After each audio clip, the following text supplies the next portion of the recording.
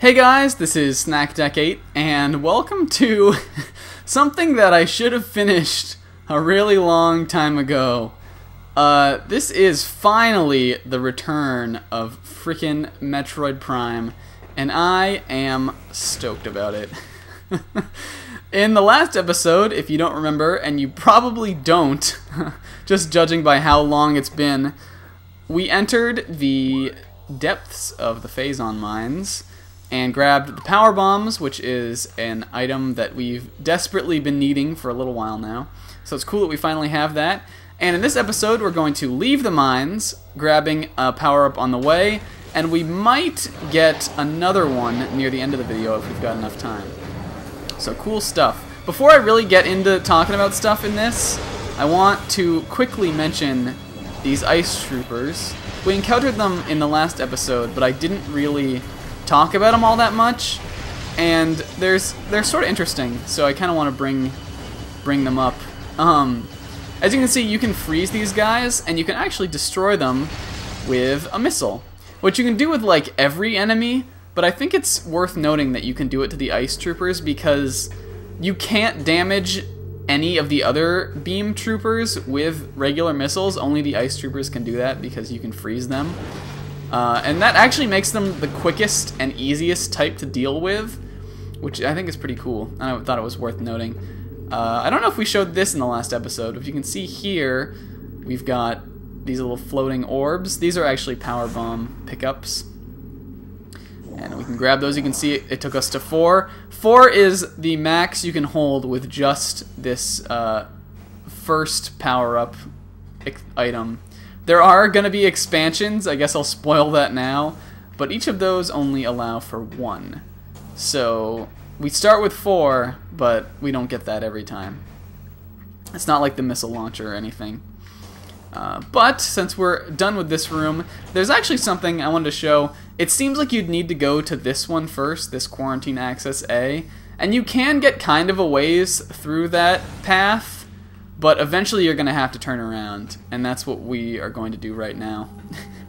So, I guess if you hadn't played this, you'd probably think you needed to go there, but I've played it like 9 million times, so I know where to go. I am no newbie to Metroid Prime. And we got another elite pirate here. These guys are balls easy. Are you going to do the thing? No? Alright, well, there he is. Down.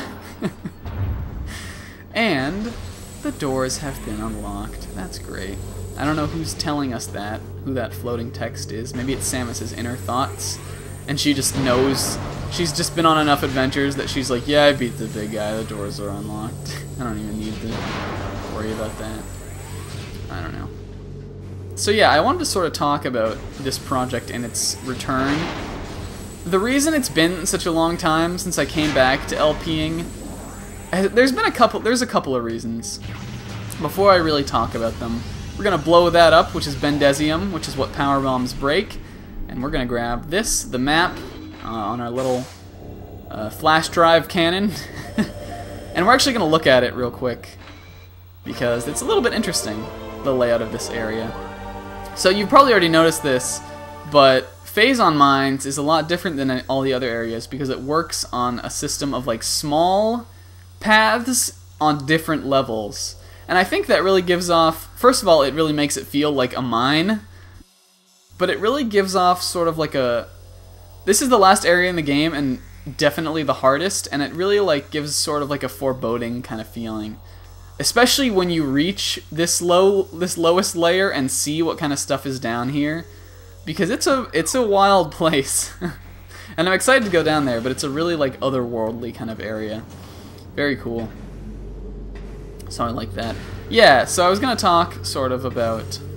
First of all, I want to explain stuff, but I also want to talk. There's a Bendesium grate here, and we can use this in this gas-filled room to get an item. So we're gonna blow it up.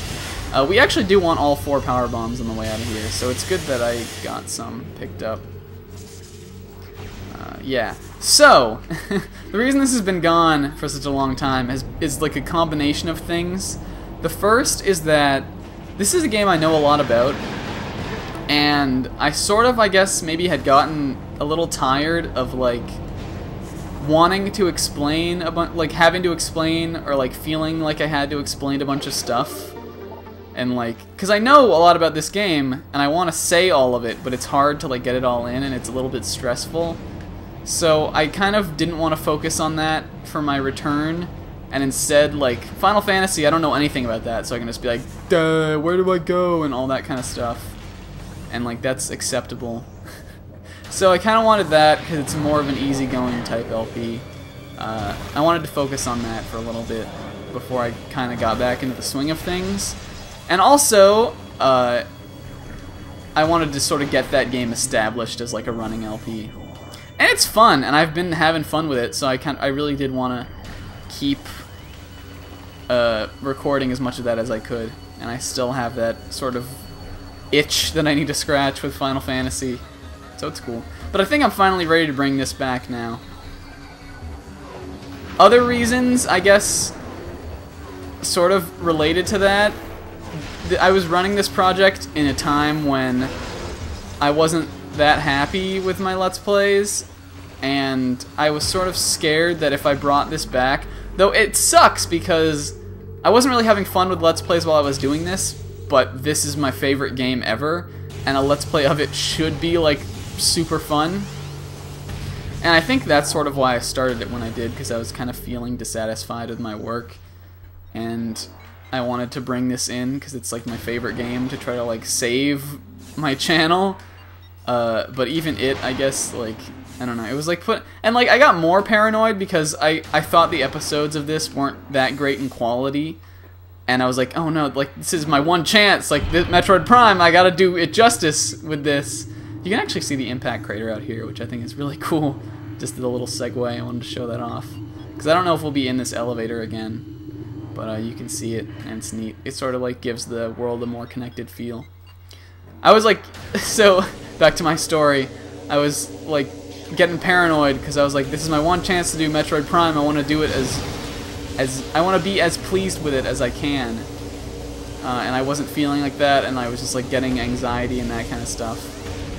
So I was worried some of that might come back if I started doing this again. But recently, I played through it to the end to map out sort of like our end game type stuff, because there's sort of a lot of that has to be done near the end in this game. And I was just having a blast with it, and I was like, you know what, I can start recording this again and it's gonna be great, and I'm gonna have a great time. And I just decided that, like, now I have to do it. So that's, I guess, another reason I was sort of upset. And I was scared that I was going to get, like, upset again if I started playing this again, which is dumb. But, I don't know, I didn't want to, like, ruin my mojo or anything, because I was having such a good time with Final Fantasy as well. And then another thing, I guess, I've been reluctant to bring this back, and this is just, like, a weird thing to me, but I was sort of nervous that since a lot of my viewers came for Final Fantasy, and this game is so drastically different from that one, that no one would really want to watch this. I think I did get one message or comment saying, like, when's Metroid Prime coming back? So I know some people care about this project, but I think the vast majority are here for Final Fantasy. And it was sort of like that with... I'm actually going to bring this up again, because we've got a new power-up here. Grab it real quick. There's no, like, special animation or anything. It is the grapple beam. Grapple beam acquired. This is a cool item. We've actually already seen this. We had it on the frigate, the pirate frigate, in the beginning of the game. It's one of the power-ups that we started the game with. But it's cool to see it back. This is a Super Metroid power-up, and it works essentially the same way as it did in that game, though it's easier to use in this one, because aiming is easier than in Super Metroid. So we can use it to swing across gaps. And I want to talk about that a little bit more. The grapple beam is interesting because its in-game use is pretty limited. You need it, or you're supposed to use it a pretty fair amount to get power-ups, or like pickups, like missiles and stuff. But it's not used that much in actual, like, progression. And I mean, that makes sense because it's pretty late in the game. By the way, also, we can now access this waste disposal, which is a real helpful shortcut back to the main quarry. So that's cool. Yeah, so most of what we're going to be using the grapple beam for is pickup type stuff. However, if you know a little bit about this game, you probably know some like sequence break type strategies, I guess. And one of them is called scan dashing, which basically lets you jump a really far way. And I haven't really talked about that much. I guess just because I didn't really think it was like necessary for an LP. But maybe I'll show off scan dashing at some point later on, when we're like just doing item collection or stuff like that. But essentially, with that strategy, if you can do that maneuver, you can jump across wide gaps, and you really don't need the grapple beam at all to do anything in this game. So if you're watching like a speed run of Metroid Prime or something, most of the time, I'm pretty sure in every event, they don't get the grapple beam until like way late. And if they're doing like a low % run or something, they're probably not going to get it at all. Which I think is kind of interesting that you really don't need this item at all to finish the game. But we're going to be using it quite a bit. It's going to be helpful for us. So, still good in my eyes. If you want to do like a pure, no nonsense run of this game, then the grapple beam is pretty useful. What was I going to say? Yeah, if you've never seen a speedrun of this, I don't know if anyone like is into speedruns. I've sort of been getting into them more lately. But if you've never seen one of this game, this is like the game that started speedrunning.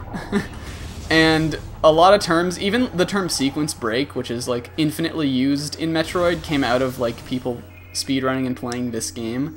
So if you've never seen one, it's a and you're like into Metroid Prime, it's a pretty wild experience, and I would recommend it. And I just got way sidetracked. But I was talking about reasons why I was reluctant to bring this game back in, and I had pretty much talked about all of it. But I was gonna say, a lot of people are here, I think, for Final Fantasy, and even when I was doing this LP before,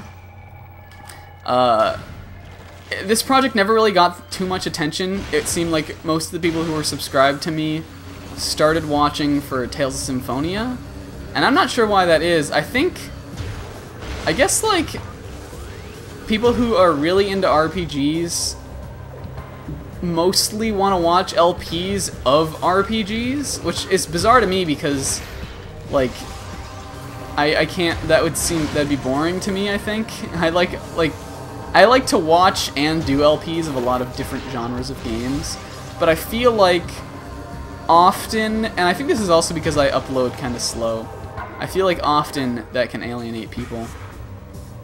And I think it's pretty proven. Like, if you look at the big LPers, they all do like a certain type of game, and if mostly Nintendo games, and if they don't do one, like the project is just like objectively not as popular. So I think that's kind of interesting. So I was a little bit nervous. We got more Bendesium here. I was a little bit nervous about bringing this back because I didn't think people were really going to care that much about it.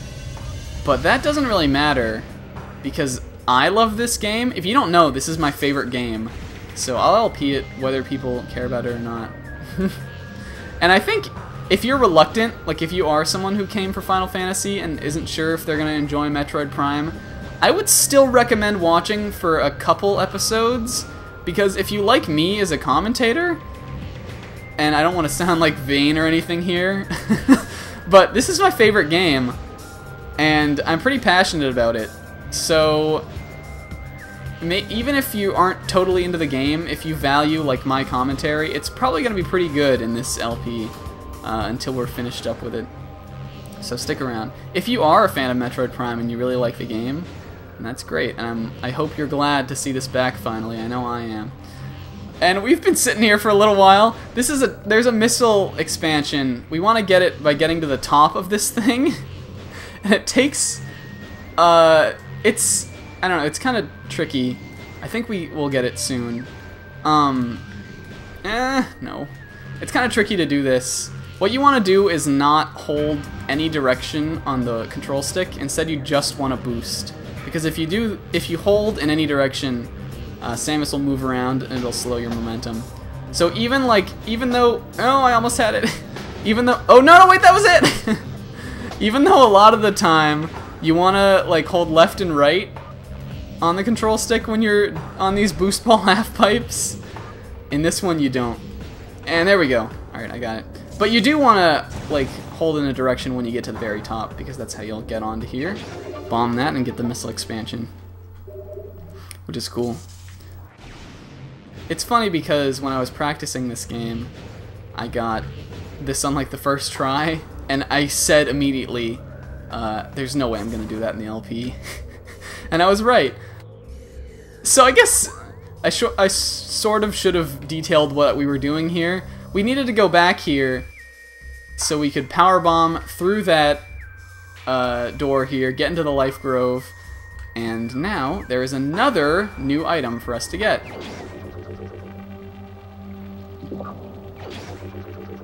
It is the X-Ray Visor. X-Ray Visor acquired. And there is so much I want to say about this visor. I hope I can fit it in to the video. But as you can see here, it's like the scan visor or the thermal visor. It's on the D-pad down here. If we use it, we sort of see the world in like this cool negative, where if we turn it off here, you can see that this looks like a solid wall. But the X-ray visor lets us know that we can break through it somehow. And though the game doesn't really tell you how to break through this, these little, those little blue guys always will drop power bombs, so that's sort of your indication to break this with that. And it like breaks all the walls at once in a really cool effect. See? Power bomb? Yeah. It's programmed that way because you're stuck in here essentially if you don't have them, because we can't jump back out. So we need to find another way. So there's a lot of cool stuff about the X-ray visor I want to cover. First of all, here's another new attention to just the amazing detail put into this game. If you press R to look around, you can see the bones inside Samus's hand because it looks through like her armor and her skin, which is really cool. Another cool thing is you can see, I hope you'll be able to see it okay in the actual capture, but you can see Samus's hand inside of her gun. And if you look in the bottom right corner, you can see that's where we have our beam like interface kind of thing. And you can see each beam has like a different hand combination on them. You can actually see Samus's hand making that like hand symbol and like changing as she like changes from weapon to weapon. So it's like, it like creates this like thing where like, I guess they expect you to, like, okay, let me restart what I was trying to say. The reason those hands are on there is because like Samus has to make that hand position to change the weapon. So like you can see here that like she's got like the pointer fingers and like the pinky out to like make the ice beam. Then when you change it to wave beam, she like spreads her hand out. And you can actually see that inside the gun, which is like crazy cool. And I think it's a really interesting small touch that like I've never heard anyone talk about it. So I don't know if a lot of people notice that. But it sort of makes sense as to why there's like a hand symbol for each beam weapon. And there's another cool thing we're going to see with the X-ray visor coming up real quick.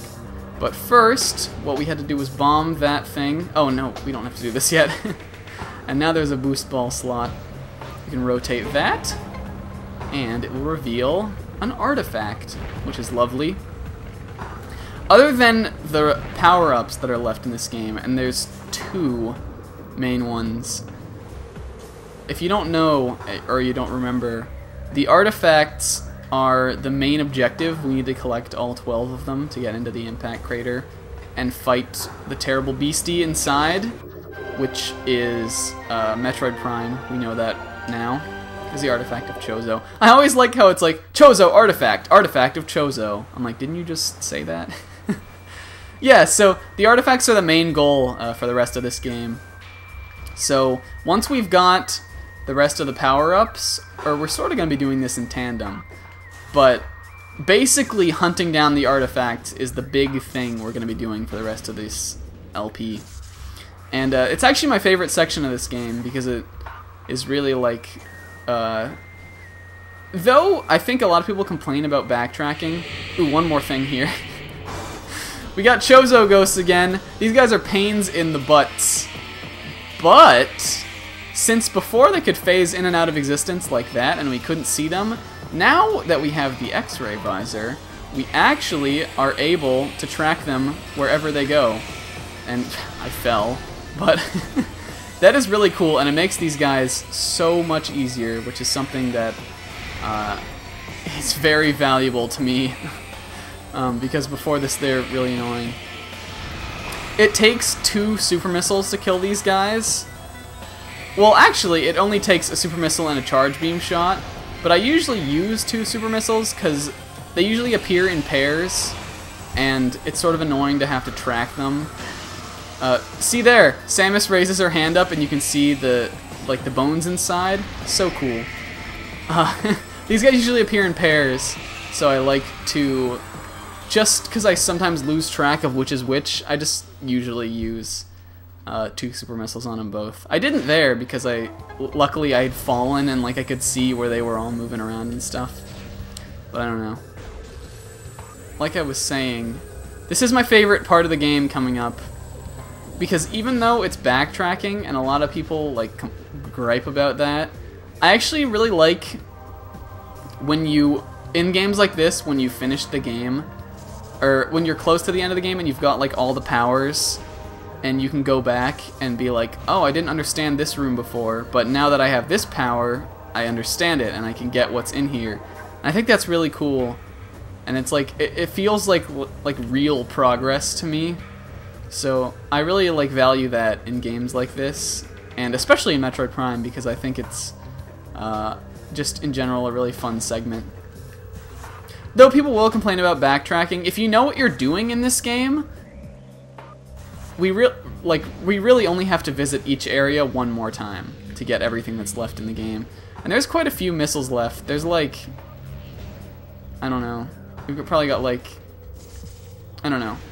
I can't think of it right now because I can't remember how many missiles we have because it's not showing me, but there's quite a few of everything left, and I'm gonna have a lot of fun getting all that stuff.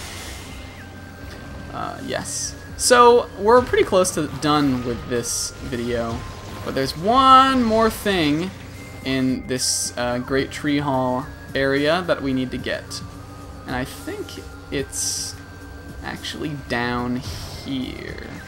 We want to be in the area where it's raining, and I think it's this one. Right? No? Is it? I guess it is up. Alright, well, we gotta go back up then.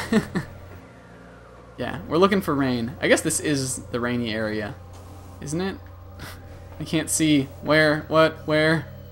Yes, it is. I don't know. I'm sitting kind of far away from my TV, and it's like that. So, you can see the door up there, and you're like, how do we get to it? And this is interesting because you can actually see this before you get the X-ray visor. There's this little interception for the raindrops here. You can sort of see them like pitter-pattering on something that doesn't look to be there, but if we use the X-ray visor, we can see there's a platform.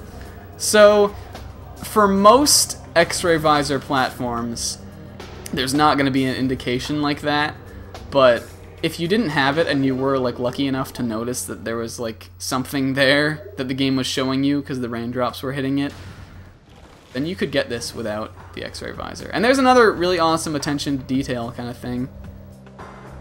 Even though you can't see the platform, like they made the rain effects take it into account, which I think is awesome.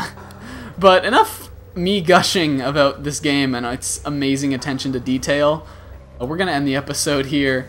Next time, I think, are going to head back to Chozo Ruins and clear almost everything out of that area. So it's gonna be the big cleanup, final cleanup for Chozo Ruins. And then I think we might get another power-up, which is cool. If we get that, it'll be at the very end of the video. But you'll just have to see how things go then. So until then, guys, I've been SnackDack8, and I will see you in the next video. Later! Gel Zap.